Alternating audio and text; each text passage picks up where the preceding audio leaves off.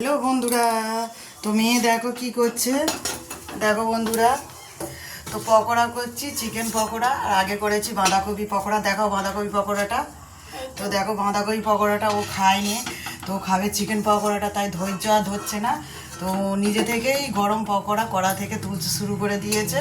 এদিকে দেখো, বলছি কি গরম তেল এর গায়ে পড়বে, বলছে না পড়বে না। তো আর এদিকে বাঁধাকপি পকোড়া একটু খেলো না, বললো চিকেন পকোড়াই খাবো। তো চিকেন পকোড়া এদিকে রেডি হয়ে গেছে, তুলে নামিয়ে নিচ্ছে। আর বিকেল থেকে বই পড়ছিল, এখন বইগুলো পড়ে আছে। তো যেই শুনেছে চিকেন পকোড়া করছি, তো সঙ্গে সঙ্গে উঠে চলে এসেছে, তার নিজেই নামিয়ে নিচ্ছে।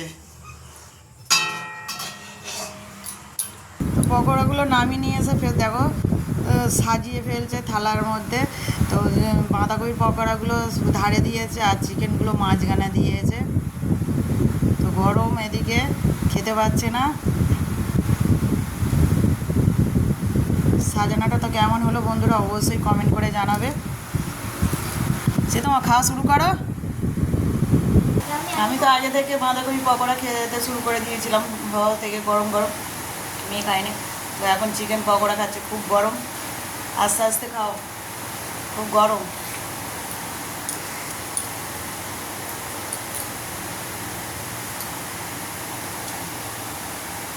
দারুণ খেতে বন্ধুরা, খাবে তো চলে আসবো বন্ধুরা।